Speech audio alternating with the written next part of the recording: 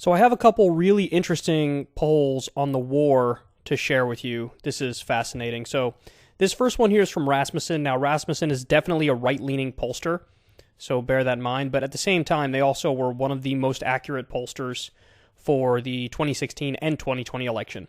So here's what they say. If a wider war breaks out in Europe, should the U.S. military be involved? All voters, 49%, say yes. Now, look, that number's uncomfortably high because I don't know if people are fully grasping what the U.S. being involved in a European war would lead to in the year 2022, but that is World War III, and that would be nuclear war. Like, I don't think there's any escaping that. It would be an absolute miracle if there was, like, a broader European war, and it didn't lead to nuclear annihilation. I don't say that lightly. That is, I think, the reality of it. So, if given that context, would these numbers change? Probably. But these are the numbers we have nonetheless. So, when you go by income, this difference is fascinating. People who make under $30,000 a year, only 37% say the U.S. should be involved in that war. 30 to 50,000, 48%. 50 to 100, 51%. 100,000 to 200,000, 52%. Over $200,000, 66% say the U.S. should be involved in a broader war in Europe. So there's definitely a difference here with income level. Definitely. And that is fascinating to me. I wonder why that is. I'm curious as to why that is. I mean, my theory, and this is just speculation here, but the people who make over $200,000 a year, there's a certain level of comfort and security that they have, and so they're not fully understanding the way said war would impact themselves, the country, the world, etc. Everything is more abstract to them. Everything is more cerebral. It's not as like real life.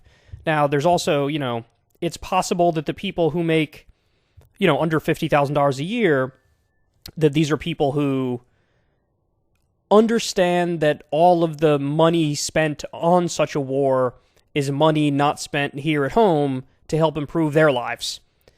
Again, that's just speculation. I'm just, shooting from the hip here. But there's definitely a difference with income level and how willing they are to go to war. It appears like the more money you make, the more of a war hawk you are. And the less you make, the more you want peace and security and stability. So, real fascinating stuff here. But I actually think the next thing is even more interesting. So this is a CBS News poll. When you ask people if they support a no-fly zone over Ukraine, 59% say they do. 41% say they don't. Okay? But then when you kind of let people know what a no-fly zone really is. So, a no-fly zone is an act of war. A no-fly zone is World War III. A no-fly zone is not like you press a button and don't allow Russian planes in Ukrainian airspace. It's the U.S. and or NATO shoots down Russian planes. Direct military confrontation between two nuclear-armed superpowers. Okay, when people get that context, that it's an act of war, all of a sudden, the support plummets to 38%, and 62% oppose it. So, this is exactly what I was telling you guys about when we talked about the original round of polls on this, that people support no-fly zone because it sounds, above the fray. It sounds like it's not an act of war. It sounds like a surgical thing. It's not that at all. And when people are told, hey, what if this is viewed as an act of war, they immediately flip and they're like, whoa, I didn't say I want war. That's crazy. So, and this is also a really important lesson on the way you phrase the wording in a poll can drastically change the outcome. And so there's this theory called push polling, which is, you plant an idea in somebody's head by using a misleading framing and misleading question when doing a poll. And so many various kinds of polling basically are that. Like if you're asking people about universal health care and you phrase it, hey, should we have a socialized government takeover of healthcare? People are going to answer no to that because you're using a bunch of scary buzzwords. But if you say, do you support universal healthcare? People say yes. Do you support Medicare for all? People say yes. So, I mean, it should go without saying, language is very important. Now, on the one hand, you could also criticize people for just not being educated enough or, knowing enough what the phrasing means. There's a somewhat fair criticism there. But at the same time, we should be clear in our language, and we should educate and inform when talking about these issues and when doing polls like this. So anyway, this is encouraging because it's what we all thought. Like, once you explain what a no-fly zone is, people are like, whoa, I didn't say I want that.